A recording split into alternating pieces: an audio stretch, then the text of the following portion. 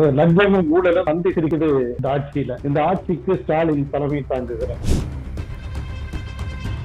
துணை முதலமைச்சர் ஐயா உதயநிதி என்ன பண்ணாரு? செங்கலை தூக்கிட்டு பிரச்சாரம் பண்ணார். எல்லா வாக்குறுதிகளையும் கொடுத்தாரு. எந்த வாக்குறுதி நிறைவேற்றப்பட்டிருக்குது?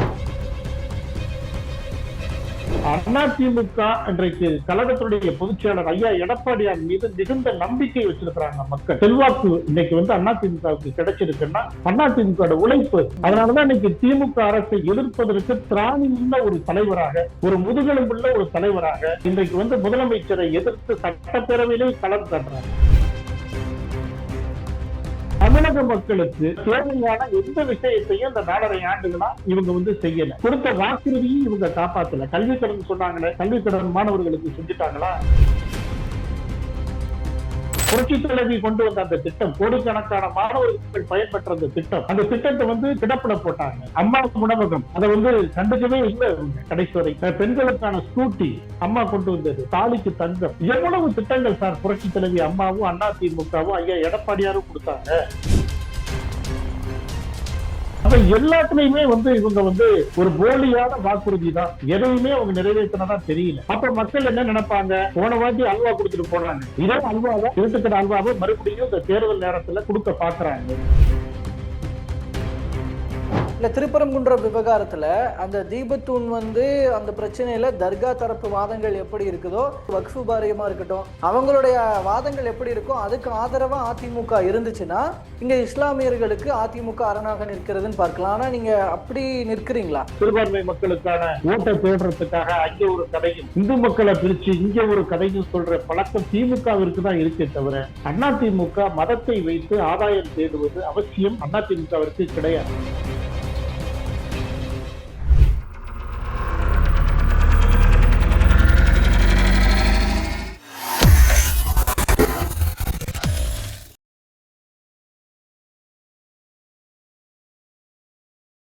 வேலை வேண்டுமா? ப்ளூ ஓஷன் இருக்கிறது. 10th 12th டிப்ளமோ டிகிரி படித்தவர்களுக்கு உணவு, தங்குமிடம், இஎஸ்ஐ, பிஎஃப், இன்சூரன்ஸ் உள்ளிட்ட சலுகைகளுடன் அனுபவத்திற்கேற்ற நல்ல சம்பளம் 15,000 முதல் 30,000 வரை. பெண்களுக்கு முன்னுரிமை. 2,000க்கும் மேற்பட்ட வேலை வாய்ப்புகள் உள்ளன. இப்போதே தொடர்பு கொள்ளுங்கள். Blue ocean. தமிழ் நேயர்கள் அனைவருக்கும் அன்பு வணக்கம். இன்றைய சிறப்பு நேர்காணலில் நம்மோடு இணைந்திருப்பவர் அரசியல் விமர்சகர் திரு ஸ்ரீனிவாசன் அவர்கள். அவரிடம் நடப்பு அரசியல் குறித்து பல்வேறு விஷயங்களை பேசியிருக்கிறோம். பேசலாம். வணக்கம் சார். வணக்கம். வணக்கம். திமுகவினுடைய இந்த ஒரு 4.5 ஆண்டுகள் ஆட்சி கிட்டத்தட்ட 4.25 இயர்ஸ் நோக்கி போயிட்டு இருக்கு, வருடங்கள் நோக்கி போயிட்டு இருக்கு.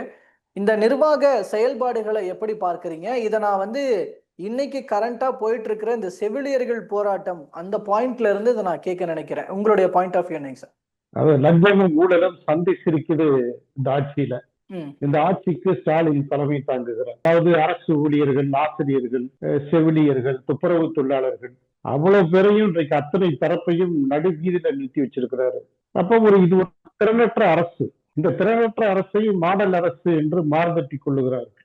இந்த ஆட்சி ஒரு லஞ்ச லாவண்யம் மிக்க இந்த ஆட்சிக்கு மாடல் என்று சொல்லுகிறார்கள். இது ஒரு காலாவதியான மாடல், இது ஒரு ஃபெயிலியர் மாடல். இந்த மாடலை எடுத்து தோற்றம் மறைவு எழுதப்பட்டு அது சவக்குழிக்குள் புதைக்க வேண்டிய பணியை அதிமுக 26 சட்டப்பேரவை தேர்தலில் சிறப்பாக செய்ய போறது. அப்ப இந்த மக்கள் ஒரு அதாவது ஒட்டுமொத்த மக்களும் இந்த ஆட்சியை தூக்கி எறிய வேண்டும் என்கின்ற வீட்டுக்கு அனுப்பணும், விரட்டி அடிக்கணுங்கிறதுல எந்தவித மாற்று கருத்தும் இந்த மக்களுக்கு இல்லை. எல்லா தரப்பும் இன்றைக்கு இந்த ஆட்சி மீது மிகுந்த கோபத்தில் இருக்கிறாங்க. நீங்க இப்படி சொல்றீங்க, ஆனா அவங்க மக்கள் போற்றும் ஆட்சியாக இருக்கிறது. அதனாலதான் நெக்ஸ்ட் டைமும் திராவிட மாடல் 2.0 ஆட்சி அமைக்கும் அப்படின்றதெல்லாம் அவங்க சொல்றாங்கல்ல. ஆளுங்கட்சி தரப்புல இருந்து ப்ராக்ரஸ் காட்டுறாங்க, தமிழ்நாடு முன்னிலையில இருக்குன்னு காட்டுறாங்க. அதாவது ஒரு சாதாரண அரசு ஊழியர்களை விட்டுருங்க, அதற்கு அடுத்து இன்றைக்கு சாதாரணமா ஒரு பிளாட் போட்டு விற்பனை செய்யணும்னு நினைக்கிற ஒரு சாதாரண ஒரு ஆட்கள் ஒரு கிராமப்புறத்துல பிளாட் போடுறாங்கன்னு வச்சுக்கோங்க. அரசு மதிப்பீடு 100 ரூபாய் அப்படின்னு வச்சுக்கோங்க. பத்திரப்பதிவு 100 ரூபாய் மதிப்பீடு போட்டு கொடுத்துட்டாங்க. அப்ப ஒரு கும்பல், இந்த பத்திரப்பதிவு துறையில ஒரு கும்பல் இருக்குது. அந்த கும்பல் ஏக்கருக்கு, அப்ப சென்னையில எடுத்துக்கிட்டீங்கன்னா 5 லட்சம் ரூபாய், சாதாரண சிவகங்கை, புதுக்கோட்டை, திருச்சி இப்படி எடுத்துக்கிட்டீங்கன்னா 2-3 ஏக்கருக்கு 3 லட்சம் ரூபாய் 2 லட்சம் ரூபாய் எந்த விதமான கணக்கு வழக்கும் இல்லாமல் அந்த கும்பல்கிட்ட நீங்க பணம் கொடுக்கணும். அப்படி கொடுத்தாதான் பிளாட்டோட பிக்சேஷன் பார்ப்பதிவாளர் பண்ணுவார். இது ஒரு திட்டமிட்டு ஒரு கொள்ளையடிக்கின்ற ஒரு ஆட்சி. இந்த துறை மட்டுமல்ல, நீங்க எந்த துறையை எடுத்துக்கிட்டாலும் நீங்க தினந்தோறும் பத்திரிகை எடுத்து பாருங்க, எவ்வளவு முறைகேடுகள், எவ்வளவு லஞ்ச லாவணியம். மக்கள் இன்றைக்கு பணம் இல்லாம அரசு அலுவலகங்களுக்கு போக முடியல. இது ஒரு கொடுங்கோல் ஆட்சின்றது இன்றைக்கு மக்கள் உணர்ந்திருக்கிறாங்க. இந்த ஆட்சியை எப்படி விரட்டி அடிக்கணும்? நாளைக்கே நீங்க தேர்தல் வைங்க, அதிமுக மிகுந்த ஒரு வெற்றியை மக்கள்கிட்ட ஈட்டும். செல்வாக்கு மிக்க ஒரு கட்சி, புரட்சி தலைவர் புரட்சி தலைவி அம்மா, ஒரு எளிய தொண்டன், ஒரு பாட்டாளியினுடைய பையன், பாட்டாளியினுடைய மகனா, விவசாயினுடைய மகனா இன்றைக்கு ஐயா எடப்பாடியார் இன்னைக்கு சிறப்பா ஆட்சி கொடுத்தாரு. அந்த ஆட்சி மாதிரி இன்னைக்கு இல்ல. இந்த ஆட்சி கொள்ளையடிக்கிற ஆட்சியா இருக்குது.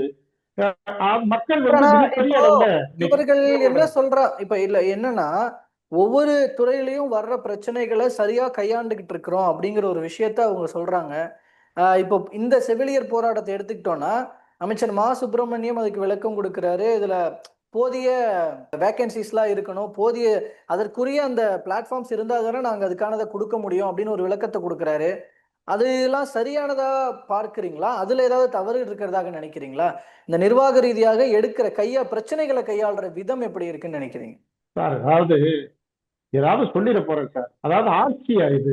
அதாவது அம்மா காலத்தினுடைய 16 சரி, ஐயா எடப்பாடியாருடைய காலத்திலையும் சரி, செவிலியர்கள் போராட்டம் நடத்தினாங்க, இல்லைன்னு சொல்லல. ஆனா அந்த போராட்டத்தை எவ்வளவு ஒரு ராஜநிதத்தோடு ஐயா எடப்பாடியார் அணுகி, சார் எழிலகத்துல சமைச்செல்லாம் சாப்பிட்டாங்க சார், அந்த மாதிரி ஒரு போராட்டம் எல்லாம் நடத்தினாங்க செவிலியர். அந்த போராட்டத்தை உள்வாங்கி அவங்களுடைய நோக்கம் என்ன, குறைகள் என்னன்னு கேட்டு தாயில்லத்தோடு அதிமுக அணுகியது. அந்த பிரச்சனை வரலங்க சார். இது எல்லா துறைகளிலும் பிரச்சனை இருக்கதான் செஞ்சது. ஆனா அந்த பிரச்சனைகளை எப்படி அணுக வேண்டும், எந்த மாதிரியான அந்த தொழிலாளர்களை பாதுகாக்கணுங்கிறது அதிமுகவுக்கு தான் தெரியும்.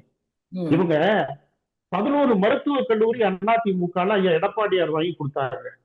இன்றைக்கு அந்த 11 மருத்துவக் கல்லூரியில அவங்க வாங்கி கொடுத்த இயந்திரம் இருக்கு இல்லையா, மக்களுக்கான அந்த இன்ஃப்ராஸ்ட்ரக்சர், அதை கூட இன்றைக்கு பழுது பார்க்காம நம்ம தொலைக்காட்சியிலையும் ஊடகத்திலையும் இன்னைக்கு எத்தனை பேர் டார்ச் லைட் வச்சு பிற மாநிலங்கள் மாதிரி இன்றைக்கு அறுவை சிகிச்சை எல்லாம் செஞ்சத செய்திகள்ல நம்ம பார்த்தோம். அப்ப மருத்துவத்துறை சீரழிந்திருக்கிறது. எந்த விதமான சீரமைப்பும் இல்லாம ஒரு துறை இருக்குன்னா அதுக்கு முதல் துறை மருத்துவத்துறை தான். அப்ப இதே போல எல்லா துறைகளும் சரிகட்டு போய் திரிகிறது. அதை கண்ட்ரோல் பண்றதுக்கு ஆள் இல்லை. கேட்டா மாடல் அரசுன்னு சொல்றாங்க. இது ஒரு ஃபெயிலியர் அரசு, இது மக்களுக்கு தெரியும். அதனாலதான் 26 சட்டப்பேரவை தேர்தலில் அதிமுகவிற்கு ஒரு மிகுந்த ஒரு செல்வாக்கு இருக்கு. ஐயா எடப்பாடியார் பிரச்சாரம் போறாரு, மக்களை காப்போம் தமிழகத்தை மீட்போம். இன்றைக்கு ஒவ்வொரு தொகுதியிலையும் அந்த மக்கள் எப்படி ஆற தள்ளுகிறாங்க, அந்த பிரச்சாரத்துக்கு எப்படி வரவேற்பு கொடுக்குறாங்க, இதெல்லாம் நம்ம உற்று நோக்கணும். நீங்க பாத்தீங்கன்னா காந்தியுடைய பெயர், மகாத்மா காந்தியினுடைய பெயர் அந்த கிராம ஊரக வேலை வாய்ப்புகளுக்கு எடுத்துட்டாங்கன்னு சொல்லி, அதாவது இது ஒரு அரசியல் தான் பண்றாங்க. ஏற்கனவே நீர்நிலை அதற்கு எதிராக திமுக எம்பிக்கள் போதிய போராட்டங்களோ இதெல்லாம் நடத்தித்தானே இருக்கிறாங்க. இப்ப கோஷம் எழுப்புறாங்க, நாடாளுமன்றத்துல அதுக்கு எதிர்ப்பு தெரிவிக்கிறாங்க. ஒரு எம்பியாக அவர்கள் செய்யறது சரிதானே சார்? தீர்வு என்ன சார்? தீர்வு என்ன? இதே பிரச்சனைகள் அதிமுக இருந்தப்பையும் அதிமுக எப்படி அணுகுச்சு? 7.5 இடஒதுக்கீடு யாரு கொடுத்தது? இன்னைக்கு ஏழை பிள்ளைகளும் இன்னைக்கு மருத்துவர் ஆகலான்ற அந்த கனவை நனவாக்கியது அதிமுக. சரி, இவங்க நீட்டுக்கு சொன்னாங்கல்ல, ஒரு ரகசியம் இருக்குன்னு சொன்னாங்க. அந்த நீட்டுக்கு கையெழுத்து வாங்கி அந்த மனுவெல்லாம் எங்கே சார் போச்சு? ஆத்தங்கரையில போய் கடந்தது. நம்ம செய்தியெல்லாம் பார்த்தோம். அப்ப வாங்குற மனுக்களுக்கு மதிப்புள்ள, கையெழுத்து வாங்கினீங்களே அதுக்கு என்ன பதில் சொல்ல போறீங்க? அப்ப எந்த கடைமடை பகுதிகளில் கூட நீர் ஆதாரத்திற்காக இவங்க குரல் கொடுக்கல, போராடல. இப்படி ஒரு பரிகட்ட ஆட்சி இதுவரைக்கும் தமிழ்நாடு வரலாறை பார்த்ததில்லை சார். ஆனா ஐயா எடப்பாடியார் எல்லா அதிமுகவினுடைய அந்த புரட்சி தலைவி அம்மாவை போல், புரட்சி தலைவி எம்ஜிஆரை போல் புரட்சி தமிழர் ஐயா எடப்பாடியார் எவ்வளவு திட்டங்களை கொடுத்தாரு, எந்த மாதிரியான மக்கள் நலன்களை அதிமுக பேணி காத்துச்சு. அப்ப அந்த மாதிரி நிலவரம் இல்லை. இப்ப நடைமுறை தேர்தல் வருகிற நேரத்துல இவங்க அதை செய்யறேன் இதை செய்யறேன் உள்டா காட்டுறது. இது ஓட்டுக்காக. ஐயா உதயநிதி என்ன பண்ணாரு? துணை முதலமைச்சர் செங்கலை தூக்கிட்டு பிரச்சாரம் பண்ணார். எல்லா வாக்குறுதிகளையும் கொடுத்தாரு. எந்த வாக்குறுதி நிறைவேற்றப்பட்டிருக்குது? அப்ப இந்த அரசை அதாவது 21 இருந்து இந்த 4.5 ஆண்டு மாதங்களிலே 4.5 ஆண்டு காலங்கள்ல மக்கள் உன்னிச்சு பாக்குறாங்க இந்த அரசு எப்படிப்பட்ட அரசு, மக்களை ஏளனம் செய்கின்ற அரசு, மக்களுக்கு விரோதமாக செயல்படுகின்ற அரசு. ஆக இந்த அரசு நீடிக்க கூடாதுங்கிறது மக்கள் விருப்பம் சார். அதிமுக இன்றைக்கு கழகத்துடைய பொதுச் செயலர் ஐயா எடப்பாடியார் மீது மிகுந்த நம்பிக்கை வச்சிருக்கிறாங்க மக்கள். செல்வாக்கு இன்னைக்கு அதிமுகவுக்கு கிடைச்சிருக்குன்னா அதிமுக உழைப்பு. அதனாலதான் இன்னைக்கு திமுக அரசை எதிர்ப்பதற்கு திராணி உள்ள ஒரு தலைவராக, ஒரு முதுகெலும்புள்ள ஒரு தலைவராக இன்றைக்கு முதலமைச்சரை எதிர்த்து சட்டப்பேரவையிலே களம் காட்டுறாரு. சட்டப்பேரவையில எடப்பாடியார் இந்த பாயிண்ட்டுக்கு வரேன். இன்னைக்கு எஸ்ஐஆர் விவகாரம் ஒரு மிகப்பெரிய பேசு பொருளா இருக்கிற இடத்துல இங்க எதிர்கட்சியாக இருக்கிற அதிமுக அதை செய்யற. இப்ப இங்க திமுக போல பாஜக மீதான விமர்சனங்களை வைக்குதான்னு கேட்டா அப்படி எதுவும் தெரியலையே. இப்போ இங்க திமுகவை தான் சாடுறீங்க. ஆக்சுவலி பாஜகவை தானே கேட்கணும், மத்திய அரசை தானே கேட்கணும்னு இப்ப திமுக சைட்ல இருக்கிறவங்க கேட்கறாங்க. கூட்டணியில் இருக்கிறதுனால நீங்க வளைஞ்சு கொடுக்குறீங்களா, அடிபணிஞ்சு போறீங்களா, அடிமைகளாக இருக்கிறீங்களா, மாநில உரிமைகளை அடகு வைக்கிறீங்களா அப்படின்னு முதல்வர் கேட்கிறாரு. இல்ல, அதாவது மாநில அரசு மத்திய அரசு இரண்டு இணக்கமா இருக்கணும். அந்த இணக்கமா இருந்ததுடைய விளைவு தமிழ்நாட்டுல என்ன மாதிரியான திட்டங்களை அதிமுக அரசு மத்திய அரசுகிட்ட இருந்து கிடைக்கப்பட்டு வாங்கி வந்த திட்டங்கள். அப்ப அத்தனை திட்டங்கள் மருத்துவக் கல்லூரியில இருந்து 7.5 இடஒதுக்கீடுல இருந்து எல்லாமே மத்திய அரசு இணக்கமா இருந்து தமிழ்நாட்டுக்கு கொண்டு வந்தது. பாதுகாக்கப்பட்ட வேளாண் மண்டலம் எல்லாமே. அப்ப மத்திய அரசோடு அந்த மோதல் போக்கு மட்டும்தான் இந்த 5 ஆண்டுகள்ல இவங்க சொல்லியிருக்கிறாங்க. மாநில உரிமை எந்த மாநில உரிமையை இவங்க மீட்டிருக்கிறாங்க. 5 ஆண்டுகள்ல நீங்க சொல்றீங்கல்ல, கச்சத்தீவு தாரவாட்டது நீங்க, கச்சத்தீவுக்கான தீர்மானம் போட்டீங்களா? அதை மறுபடியும் தமிழ்நாட்டுக்கு கொண்டு வர்றதுக்கான நடவடிக்கை இந்திய அரசு கிட்ட பேசுனீங்களா? நீட்டை நீங்க விலக்கு வாங்கி கொடுத்துட்டீங்களா? என்ன மாதிரியான நடவடிக்கைகள் மாநில உரிமையில நீங்க செஞ்ச காரியம் என்ன? இந்த முழக்கம் மட்டும் வெற்று முழக்கம் வச்சு என்ன பிரயோஜனம்? அதிமுக நாடாளுமன்ற உறுப்பினர்கள் காவிரிக்காக நாடாளுமன்றத்தையே ஸ்தம்பிக்க வச்சாங்க. இந்த எஸ்ஐஆர் சொல்றீங்களே, இந்த எஸ்ஐஆர்ல தொடர்ந்து கள்ள ஓட்டு எல்லாமே அந்த மாதிரியான ஒரு முறைகேடான தேர்தலை பின்பற்றினது திமுக. இன்னைக்கு ஒரு சரியா நடவடிக்கை எடுத்து அந்த நடவடிக்கையின் மூலம் இருக்கிறவங்க யாரு, வெளியூர் போயிருக்கிறவங்க யாரு, இறந்தவங்க யாருன்னு அழகா இனம் கண்டுபிடிச்சு இன்னைக்கு வாக்காளர் முறைப்படுத்தி இருக்குது இந்த எஸ்ஐஆர். முதல்வரோட கொளத்தூர் தொகுதியில மட்டும் கிட்டத்தட்ட 1 லட்சத்திற்கும் மேற்பட்டோர் நீக்கப்பட்டிருக்கிறாங்க தகவல் சொல்லுது. இது நடைமுறை சார். இருந்தவங்களை இருந்ததா சொல்ல போறாங்க, இடம்பெயர்ந்தவர்களை இடம்பெயர்ந்ததா சொல்ல போறாங்க. இடம்பெயர்ந்த இடத்துல உங்களுடைய வாக்குகள் இருக்கும். இறந்தவர்கள் வாக்குகள் நீக்கிறது தானே சார் சரியானது. அப்ப சரியான நடவடிக்கையை அது ஏன் நம்ம எடுத்துக்க கூடாது? அதிமுக அதைத்தான் நினைக்கிறாங்க. அதிமுக ஒரு சரியான நடவடிக்கையை அதை பாக்குறாங்க.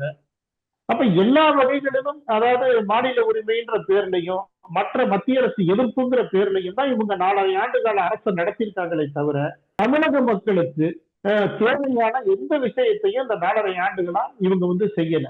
கொடுத்த வாக்குறுதியும் இவங்க காப்பாத்தல. கல்விக்கடன் சொன்னாங்களே, கல்விக்கடன் மாணவர்களுக்கு செஞ்சுட்டாங்களா? மடிக்கணினி எப்ப சார் கொடுக்கறது? மடிக்கணினி ஆட்சி முடிய போறப்ப மடிக்கணினி கொடுக்கறதா?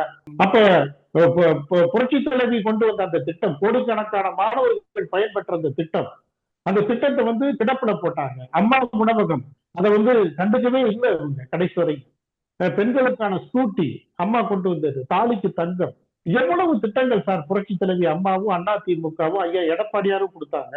அத்தனை திட்டங்களையும் போட்டு மூடி மறைச்சிட்டு அதிமுக கொண்டு வந்த அத்தனை. இப்போ மாணவர்களுக்கு இந்த லேப்டாப் கொடுக்கறதெல்லாம் அறிவிச்சிருக்கிறாங்க. இப்போ அடுத்த மாசத்துல அது கொடுக்க போறாங்களே, ஜனவரியிலன்னு சொல்லப்படுது இல்லையா? அந்த முன்னெடுப்பு தேர்தல் நேரத்துல கை கொடுக்கும் அப்படின்னு எதிர்பார்க்கலாம்ல சார்? திமுக நிச்சயமா அது கை கொடுக்காது சார். ஏன்னா இத்தனை ஆண்டு காலமா என்ன பண்ணாங்க? இத்தனை ஆண்டு காலமா பண்ணாம தேர்தல் நேரத்துல மட்டும் இவங்க இந்த மாதிரி வாக்குறுதி கொடுப்பாங்க. அதை யோசிப்பாங்கல்ல. போன தேர்தலில் 21 சட்டப்பேரவை தேர்தலில் இவங்க கொடுத்த வாக்குறுதி என்ன? அப்பாவும் பிள்ளையும் போய் ஊரா பொட்டி வச்சாங்கல்ல. பொட்டி வச்ச குறைகள்லாம் மனுக்கள்லாம் கொடுத்துருங்க, அந்த மனுக்களை நாங்க 100 நாள்ல பரிசீலனை பண்ணுவோம்னு சொன்னாங்களே. எத்தனை மனுக்கு பரிசீலனை பண்ணியிருக்கிறாங்க? எத்தனை இடத்துல இந்த 5 ஆண்டுகளா பொட்டி வச்சு, இந்த 4.5 ஆண்டுகள்ல பொட்டி வச்சு எத்தனை மனுக்கள் திரும்ப வாங்கி இருக்கிறாங்க? அப்ப எல்லாத்துலயுமே இவங்க ஒரு போலியான வாக்குறுதி தான். எதையுமே அவங்க நிறைவேற்றினதா தெரியல.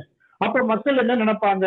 போன வாட்டி அல்வா கொடுத்துட்டு போனாங்க, இதே அல்வாவை, இருட்டுக்கடை அல்வாவை மறுபடியும் இந்த தேர்தல் நேரத்துல கொடுக்க பாக்குறாங்க.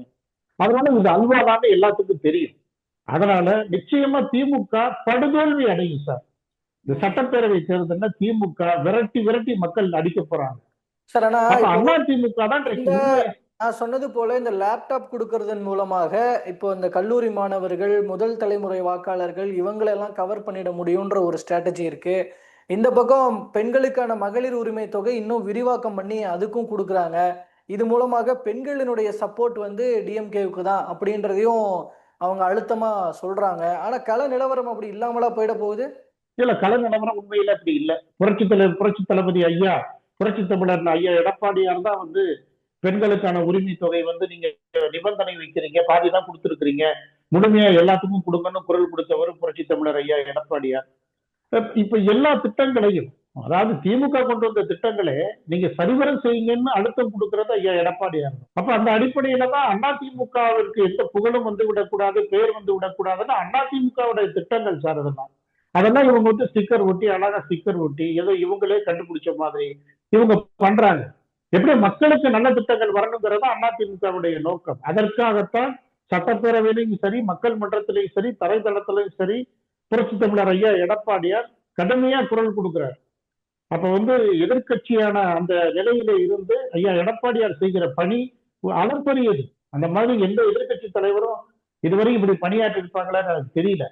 அப்ப அந்த அளவு இந்த அரசியல் சட்டையை பிடித்து கேள்வி கேட்கிற அந்த இடத்தை அதிமுக செய்கிறது. ஆனா திமுக பாருங்க, திமுக என்ன நிலையில இன்னைக்கு இருக்கிறாங்க, மக்களால் புறக்கணிக்கப்பட்டு எந்த திட்டங்களும் ஒரு சரியான திட்டங்கள் மக்களிடம் போய் சேரல, கொடுத்த வாக்குறுதி போய் சேரல. அப்ப இது ஓட்டுக்காக, நடவடிக்கைக்காக மறுபடியும் தேர்தல் வரப்போகுது, மக்கள் நம்மளை வந்து புறக்கணிச்சிருவாங்கன்னு பயத்துல இன்னைக்கு வந்து மாணவர்களுக்கு மடிக்கணினி கொடுக்குறோம், மற்ற எல்லா திட்டங்களும் கொடுக்குறோம் அப்படிங்கிற மாதிரி அடிப்படையில அவங்க வந்திருக்கிறாங்க. அப்ப இந்த நடவடிக்கைகள் மக்களுக்கு தெரியும். அதனால மக்கள் திமுகவிற்கு ஒரு சரியான பாடம் புகட்டுவாங்க. அதிமுக தான் சார் மக்களுக்கான கட்சி, மக்களுக்கான அரசு அதிமுக தான் நடத்திருக்கு. இடஒதுக்கீடுல அதிமுக மீது மக்களுக்கு நம்பிக்கை கண்டிப்பா இந்த இடத்துல வரும் அப்படின்ற ஒரு பாசிபிளான ஒரு பாசிட்டிவான ஒரு பார்வை தென்பட்டாலும் கூட அந்த இடத்துல வந்து பாஜக உடனான கூட்டணி அப்படிங்கிறது தடையா வந்து நிக்குது. பாஜக கூட கூட்டணி இருக்கிறதுனாலயே அதிமுகவுக்கு போக வேண்டிய வாக்குகள்ல கணிசமான வாக்குகள் போய் சேராது. மக்கள் ஏன்னா பாஜகவை விரும்பாம இருக்கிறாங்க, என்டிஏக்குள்ள இருக்கிறது டிராபேக் இப்படின்ற ஒரு விஷயம், ஒரு பார்வை, ஒரு அரசியல் கணக்கு இங்க வைக்கப்படுது இல்ல சார். பாஜக வந்து இன்னைக்கு வந்து பாஜக அதிமுக கூட்டணிங்கிறது ஒரு வெற்றி கூட்டணி சார். அவங்களுக்கு மைனஸ் எல்லாம் கிடையாது. புரட்சி தலைவர் ஐயா எடப்பாடியார் வந்து பொதுக்குழுலையும் குறிப்பிட்டாங்க இந்த விஷயத்தை. அதாவது இன்னைக்கு வந்து மக்கள் மன்றத்துல செல்வாக்கு பெற்ற கட்சி தான் பாஜக. அப்படியெல்லாம் திமுகவோட பார்வையில பாஜக வந்து ஏதோ மதவாத கட்சி அப்படி இப்படின்னு சொல்லி இவங்க ஒரு பொய் பிம்பத்தை கட்டவிழ்க்க பாக்குறாங்க. இன்றைக்கு தமிழக மக்கள் பாஜகவை அங்கீகரிச்சிருக்காங்களா இல்லையா? அது அவங்களுடைய வாக்கு சதவீதத்தை வச்சு நீங்க சொல்லுங்க. அப்ப இன்னைக்கு ஒரு சரியான கட்சியோடு கூட்டணி வைத்திருக்குது, மக்கள் இன்னைக்கு வந்து இந்த கூட்டணியை அங்கீகரிக்கிறாங்கன்னு தெரிஞ்சதுக்கு பிறகு பல்வேறு மூலம் பேசுறாங்க. இந்த கூட்டணியை உடைக்கணும், இந்த கூட்டணி வந்து இவங்களுக்கு வெற்றி கூட்டணியா தெரிகிறதுனால இந்த கூட்டணி இருக்கக்கூடாதுன்னு நினைக்கிறாங்க. அதற்கான பல்வேறு இவங்களுடைய வசதிக்கு ஏற்பால் போல் மதவாதம் பேசுவாங்க, இந்த கூட்டணியை பத்தி பேசுவாங்க, எல்லாம் பேசுவாங்க. ஆனா பாஜக அதிமுக கூட்டணி விரிவடையாம இருக்கு, அப்படியேதான் இருக்கு. சேர்ந்ததுல இருந்து யாரும் அதிமுகவை நம்பி வர மாதிரி தெரியலையே சார். ரெண்டு ஹீரோ, மெயினான ஹீரோ தமிழ்நாட்டினுடைய 26 சட்டப்பேரவை தேர்தல்ல பாஜக அதிமுக பார்ட்னர் பாஜக. இப்ப இவங்க ரெண்டு பேரும் இருக்கிறாங்க. திமுகவை எதிர்க்கின்ற சக்திகள், இந்த திமுக மக்கள் விரோத அரசை எதிர்க்கின்ற சக்திகள் எல்லாம் விரைவில் வருவாங்க சார். இந்த 5 மாதத்துக்குள்ள மிகப்பெரிய அதிசயமும் மாற்றமும் நிச்சயமா நடக்கத்தான் போகுது. இந்த 26 சட்டப்பேரவை தேர்தல் திமுகவிற்கு ஒரு சம்மட்டி அடி கொடுக்க போறாங்க. அதனால இந்த கூட்டணி மீது புழுதி வாரி தூட்டுருவாங்க. இல்ல உங்க கூட்டணியே சேரல, நாங்க பாருங்க தொடர்ந்து எத்தனை கட்சி எங்களோட இருக்குது, நாங்கெல்லாம் தொடர்ந்து கூட்டணியிலே இருக்கிறோம், ஸ்ட்ராங்கா இருக்கிறோம், எங்கேயும் போகல. அந்த கூட்டணிக்குள்ள பல்வேறு குழப்பம் இருக்கு சார். காங்கிரஸ் வந்து இன்னைக்கு வழி இல்லாம இருக்கிறாங்க. விசிக ஆட்சியில பங்கு, அதிகாரத்துல பங்கு கேட்கிறாங்க. இப்ப உள்ளே இல்ல விசிகா அந்த அதிகாரத்தில் பங்கு அந்த முழக்கம் இந்த டைம் இல்ல அப்படின்ட்டாங்க, மறுபடியும் மறுத்துட்டாங்க. அதிமுக கூட்டணியில இருக்கிற பாஜக வந்து ஆட்சியில் பங்குன்னு சொன்னாங்க. இப்ப அது கொஞ்சம் சரி இப்போதைக்கு வேண்டாம், கொஞ்சம் ஸ்டாப் பண்ணி வச்சிருக்கிறாங்க. தேர்தல் முடிவுகள் நெருக்கத்துல மேபி சொல்லப்படலாம், இன்கேஸ் ஜெயிக்கும் பட்சத்துல அப்படிங்கறதையும் சொல்றாங்கல்ல. இல்ல உள்ள நிறைய முரண் இருக்கு சார், உள்ள நிறைய முரண் இருக்கு. அந்த கூட்டணிக்குள்ள ஒரு குழப்பம் இருக்கு, வேற வழி இல்லாம இருக்கிறாங்க. அதுதான் உண்மை நிலை. அந்த பிரச்சனைகள் நிறைய இருக்கு உள்ள, அதை வெளிக்காட்டாம. ஆனா இன்றைக்கு அந்த கட்சிகளுடைய தொண்டர்கள் மனங்கள் வந்து ரொம்ப பாதிக்கப்பட்டிருக்கு சார். ஆனா அதிமுக கூட்டணி வந்து இன்னைக்கு வந்து வலுவா இருக்குது. பாஜக அதிமுக தலைமையிலான பாஜக கூட்டணி இன்னைக்கு 5 மாதம் இருக்குது. பல்வேறு கட்சிகள் வர்றதுக்கான வாய்ப்பு நிறைய இருக்குது. இன்னும் காட்சி மாறும் சார். அதாவது இது வந்து ஒரு ட்ரெய்லர் தான் போயிட்டு இருக்குது. மெயின் பிக்சர்ன்றது ஜனவரிக்கு மேல நிச்சயமா இந்த கூட்டணி அதிமுக கூட்டணி ஒரு வெற்றி கூட்டணியா, பலம் வாய்ந்த கூட்டணியா நிச்சயமா அமையும். அப்ப இந்த திமுகவினுடைய மக்கள் விரோத ஆட்சிக்கு இது முடிவு கட்டுகின்ற தேர்தலா அதிமுக தலைமை தான் முடிவு செய்ய போகுது. திமுகவினுடைய மக்கள் விரோத ஆட்சிக்கு தோற்றமும் மறைவும் எழுதப்படுகிற காலம் வெகு விரைவில் இல்லைங்கிறத நான் நிச்சயமா உணர்றேன். தமிழக மக்கள் இது வந்து வெளிப்படையா சொல்றாங்க. சார், திமுகவோட ஒரு வகையில திமுகவோட பலமா இருக்கிறது அப்படிங்கிறது சிறுபான்மையினர் வாக்கு வங்கி. முன்னாடி அது அதிமுகவுக்கும் நல்லாவே இருந்தது, பாஜகவுடனான கூட்டணிக்கு அப்புறம் தான் அது சரிஞ்சுது அப்படிங்கிற ஒரு பார்வை. இப்போ கூட திரு எடப்பாடி பழனிசாமி அவர்கள் சிறுபான்மையினர் நலத்திட்டங்களுக்கு திமுக கவர்மெண்ட் வந்து மறுத்துக்கிட்டு இருக்கு அப்படின்னு ஒரு குற்றச்சாட்டெல்லாம் முன்வைக்கிறாரு. இப்போ இந்த மாதிரியான எதிர்ப்பு குரல்கள் மூலமாக சிறுபான்மையினர் வாக்குகளை தங்களை நோக்கி கொண்டு வந்துட முடியும்னு அதிமுக நினைக்குதா? பாஜக கூட்டணியில இருக்கும்போது சிறுபான்மையினர் நம்மளை சப்போர்ட் பண்ணிடுவாங்க அப்படிங்கிற நம்பிக்கை எப்படி வருது அதிமுகவுக்கு அப்படின்றத தெரிஞ்சுக்க நினைக்கிறேன். சார், சிறுபான்மை மக்கள் திமுகவுக்கு தான் ஓட்டு போடுவாங்கன்னு எந்த உத்தரவாதமும் உறுதியோ கிடையாது சார். சிறுபான்மை மக்கள் முழுக்க முழுக்க சுயத்தோடு சிந்திப்பவர்கள். சிறுபான்மை மக்களுக்கு தெரியும், அதாவது இவங்க நம்மளை ஏமாத்துறாங்க, இவங்க வந்து எந்த பிரதிநிதித்துவம் நமக்கு தர்றது இல்ல, நம்மளுடைய உரிமைகளை இவங்க நிச்சயமா மீட்டெடுக்க மாட்டாங்கன்னு சிறுபான்மை மக்கள் திமுக மீது அதிருப்தியா தான் இருக்கிறாங்க.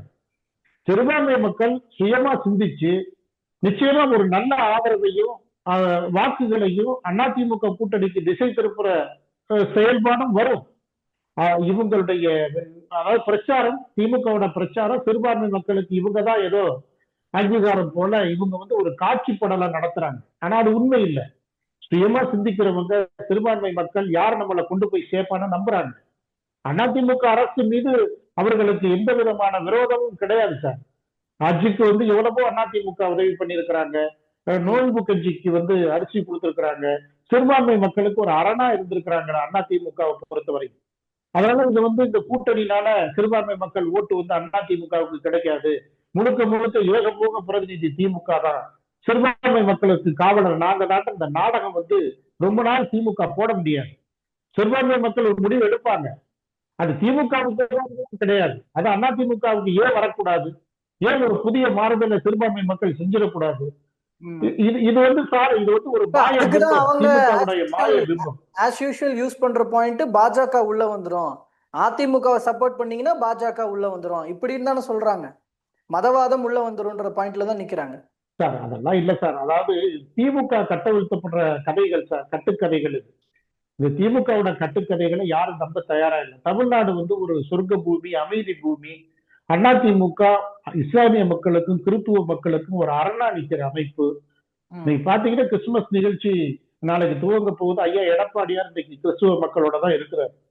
அப்ப வந்து இஸ்லாமிய மக்களுக்கு அரணாவும் கிறிஸ்துவ மக்களுக்கு பாதுகாவலும் அதிமுக தான் இருக்குது. இது வந்து புரட்சி தலைவர் காலத்திலிருந்து, புரட்சி தலைவி அம்மா காலத்திலிருந்து இன்றைக்கு 3வது அத்தியமாக சரித்திரம் படைக்கின்ற புரட்சி தமிழர் ஐயா எடப்பாடியாருடைய காலம்.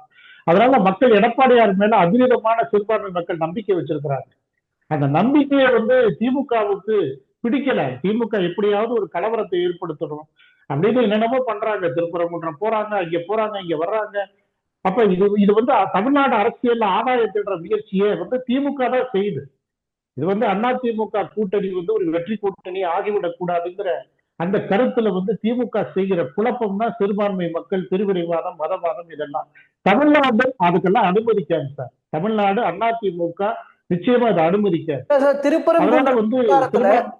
திருப்பரங்குன்ற விவகாரத்துல அந்த தீபத்தூண் வந்து அந்த பிரச்சனையில தர்கா தரப்பு வாதங்கள் எப்படி இருக்குதோ இப்ப அதுக்கு ஆதரவாக தர்கா தரப்பா இருக்கட்டும், வக்ஃபு வாரியமா இருக்கட்டும், அவங்களுடைய வாதங்கள் எப்படி இருக்கோ அதுக்கு ஆதரவா அதிமுக இருந்துச்சுன்னா இங்க இஸ்லாமியர்களுக்கு அதிமுக அரணாக நிற்கிறதுன்னு பார்க்கலாம். ஆனா நீங்க அப்படி நிற்கிறீங்களா? இதுல பொத்தாம் பொதுவாக திமுகவை மட்டும்தான் எதிர்த்து கொண்டிருக்கிறது அதிமுக. அது சரியான போக்கா? அது சிறுபான்மையினருக்கு நம்பிக்கையை கொடுத்துருமா? இல்ல, அதாவது சார், அதிமுக மதத்தை வைத்தோ, அதாவது வேற ஏதாவது கடவுள் பெயர்களால கலவரம் பண்ணி அரசியல் ஆதாயம் தேடுற எண்ணம் அதிமுகவுக்கு கிஞ்சிற்றும் கிடையாது. அதாவது நீதிமன்றத்துல இந்த பிரச்சனை இருக்குது, மக்களுடைய உணர்வுகள் எந்த திசையை நோக்கி செல்லுதோ அந்த உணர்வுகளுக்கு நிச்சயமா அதிமுக துணிந்து இருக்கும். அதிமுக யாரையும் பிரிச்சு பார்க்கறது இல்லை. அது எல்லா மக்களும் ஒன்றுதான். அறிஞர் பெருந்தகை பேரறிஞர் அண்ணாவினுடைய ஒன்றே குலம் ஒருவனை தேவன் தத்துவம் தான் அதிமுக இருக்கு. சிறுபான்மை மக்களுக்கான ஓட்டை தேடுறதுக்காக அங்கே ஒரு கதையும், இந்து மக்களை பிரிச்சு இங்க ஒரு கதையும் சொல்ற பழக்கம் திமுகவிற்கு தான் இருக்கே தவிர அதிமுக மதத்தை வைத்து ஆதாயம் தேடுவது அவசியம் அதிமுகவிற்கு கிடையாது. அதிமுக ஒரு தூய இயக்கம். இந்த இயக்கம் எல்லா மக்களையும் ஒன்றிணைத்து ஜாதி பேதமற்ற ஒரு சமத்துவ ஒரு சமுதாயத்தை படைக்கின்ற அந்த நோக்கம் அதிமுகவிற்கு மரபிலேயே உருவானது. அது மாற்ற முடியாது. அதனால ஐயா எடப்பாடியார் எல்லா மக்களையும் ஒன்றாக, அதிமுகவினுடைய அரசு ஒரு நிழல் போல எல்லா மக்களையும் காக்கும். அந்த ஒரு தாயுள்ளத்தோடு இருக்கிற தலைவர், எதிர்கட்சி தலைவர், புரட்சி தமிழர் ஐயா எடப்பாடியார். அதாவது திமுகவிற்கு இந்த மக்கள் விரோத ஆட்சியை அப்புறப்படுத்தணுங்கிற இலக்கனால நாங்க எல்லாம் இன்னைக்கு ஒண்ணு சேர்ந்திருக்கிறோம். அதிமுக கூட்டணியுடைய ஒரு மகத்தான நோக்கம் என்ன? இந்த திமுக கூட்டணியை விரட்டி அடிக்கணும். இந்த ஒற்றை இலக்கு தான் சார் எங்க மைய புள்ளி. அந்த புள்ளியை வச்சு போறதுனால மக்கள் அதிமுக கூட்டணிக்கு மிகப்பெரிய ஆதரவு கொடுக்குறாங்க. அதுதான் அதிமுகவுடைய பலமான வெற்றி ஒரு அசுர வெற்றியா மாறப்போகுது. அது நீங்க பார்க்க தான் போறீங்க. அப்ப அதனால இந்த திமுகவுடைய தில்லு முள்ளுகள், மக்கள் விரோதம் எல்லாம் சீக்கிரமா முடிஞ்சு போயிடும் சார். ஓகே சார், ஓகே, பொறுத்திருந்து பார்ப்போம் சார். தற்போது நடக்கிற அரசியல் நிகழ்வுகள் தொடர்பான உங்களோட பார்வைகளையும் கருத்துக்களையும் பகிர்ந்து கொண்டமைக்கு ரொம்ப நன்றிங்க சார். நன்றிங்க சார். வணக்கம்.